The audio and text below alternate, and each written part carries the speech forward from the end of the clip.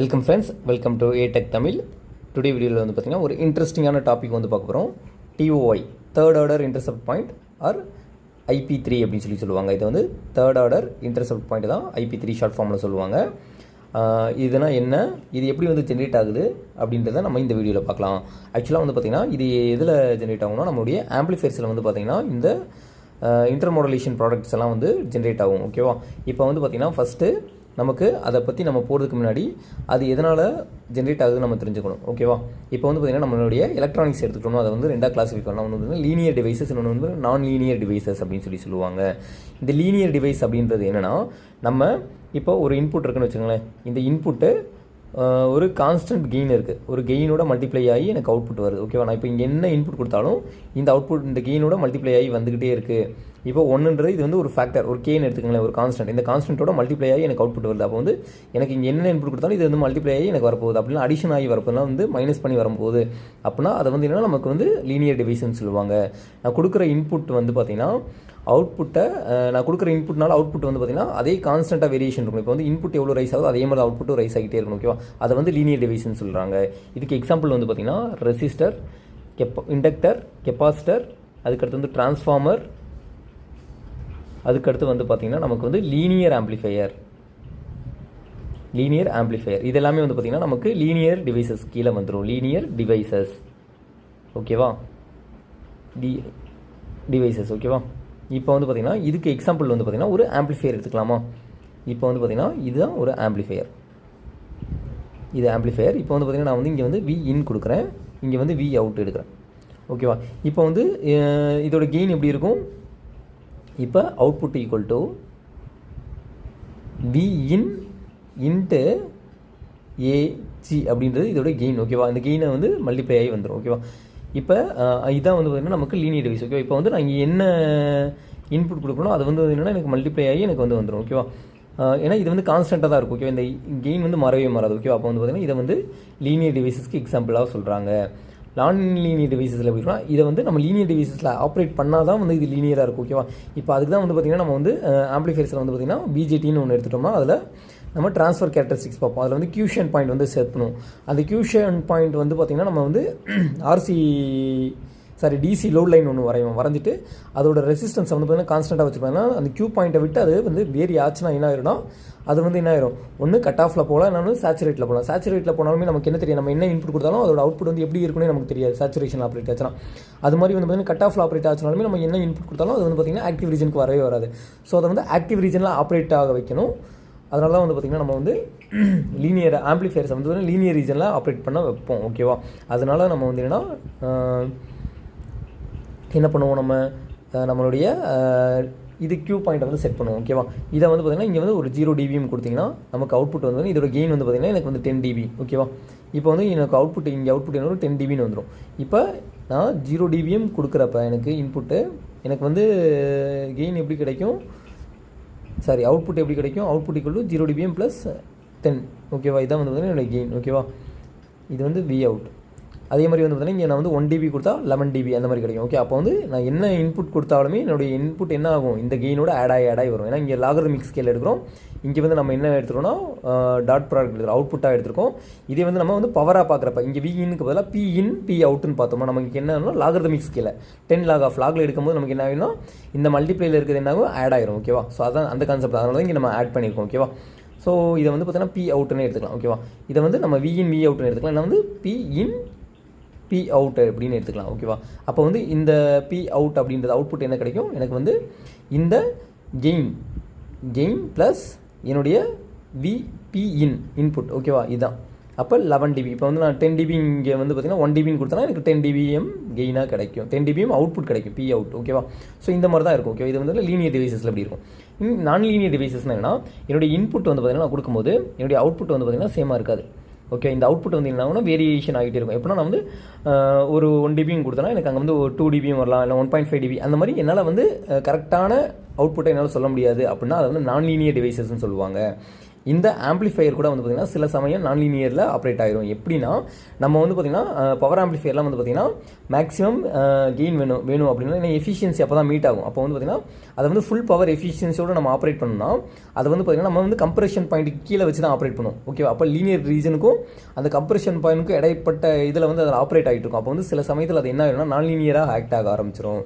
So அதனால் வந்து பார்த்திங்கன்னா அதை வந்து பார்த்திங்கன்னா நான் லீனியர் டிவைசஸ்ன்னு சொல்கிறாங்க. இந்த நான் லீனியர் டிவைசஸ்க்கு எக்ஸாம்பிள் வந்து பார்த்திங்கன்னா டயோட்,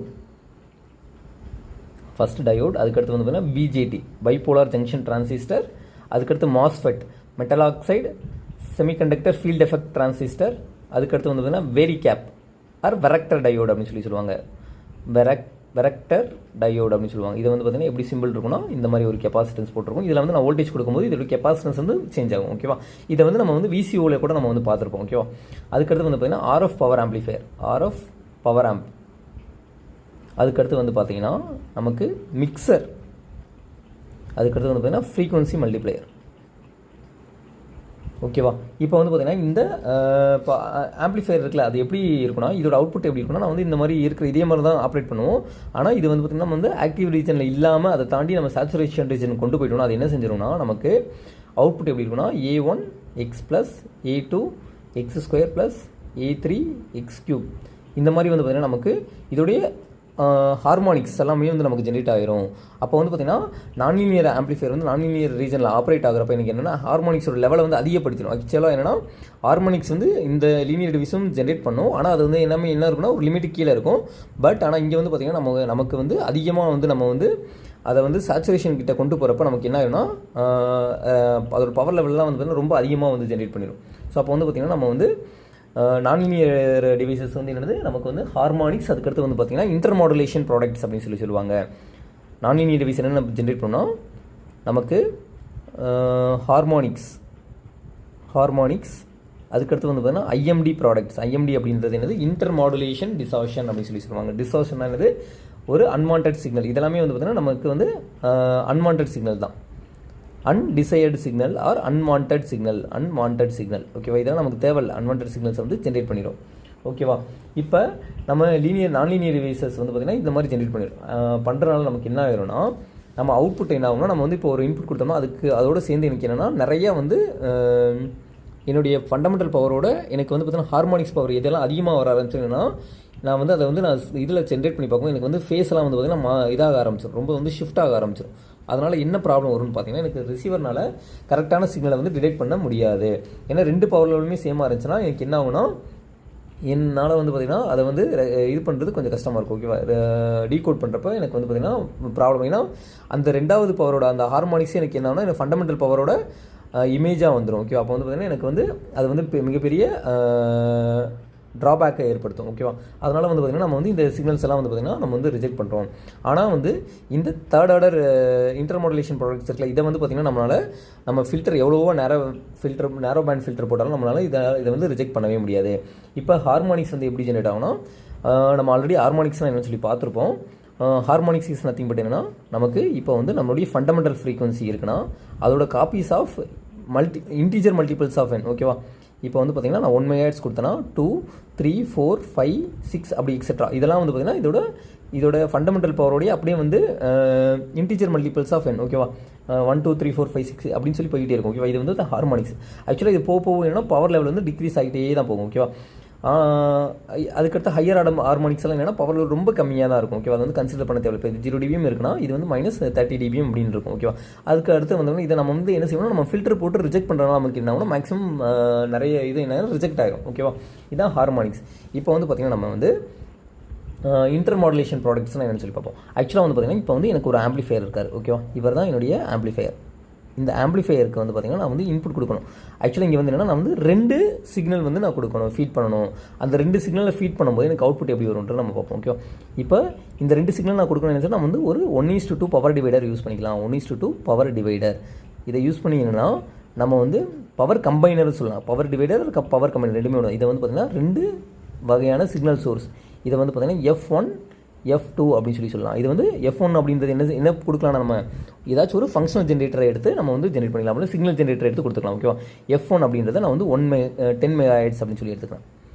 F2 அப்படின்றத 11 மெகாஹெர்ட்ஸ் அப்படின்னு சொல்லி எடுத்துக்கலாம். ஓகே, இந்த ரெண்டு ஃப்ரீக்வன்சி நான் ஃபீட் பண்ணும்போது இங்கே எனக்கு என்ன வரும், இந்த பவர் டிவைடர் அவுட்புட்டில் ரெண்டுமே கம்பைன் ஆகி இங்கே ரெண்டு சிக்னலுமே எனக்கு வரும். ஓகேவா, ஓகே, பவர் கம்பைனர் என்ன பண்ணும், சிக்னலை வந்து எதுவுமே பண்ணாது, ரெண்டு சிக்னலும் கம்பைன் பண்ணி அப்படியே கொடுத்துரும். ஓகேவா, இப்போ இங்கே வந்து இந்த என்ன பவர் லெவல் 0 dBm கொடுக்குறேன்னு வச்சுக்கோங்களேன், அந்த ரெண்டு 0 dBm பவருமே இங்கே வந்து ஆடாயி 2 0 dBm பவராக வந்துடும். ஆக்சுவலி இதோட ஒரு லாஸ் இருக்கும், 1:2 பவர் டியில் எவ்வளோ லாஸ் இருக்கும், 3 dB லாஸ் இருக்கும். ஆக்சுவலி இந்த லாஸ் கால்குலேஷனாக நம்ம வந்து பார்த்திங்கன்னா ப்ரீவியஸ் வீடியோவில் போட்டிருப்போம், அதை போய் பார்த்துக்கோங்க. ஓகேவா, அப்போ வந்து பார்த்திங்கன்னா இந்த 3 dB லாஸ் இருக்கும். அப்போ வந்து -3 dBm வந்து பார்த்திங்கன்னா 10 MHz -3 dB, 11 MHz -3 dBன்னு வரும். ஸோ இது ரெண்டுமே கம்பைன் ஆகி நமக்கு வந்து ஆம்பிளிஃபையரில் கொடுக்குறப்ப எனக்கு ஆம்பிளிஃபையரோட அவுட்புட் எப்படி கிடைக்கும்னா, எனக்கு வந்து இந்த மாதிரி கிடைக்க ஆரம்பிச்சிடும்.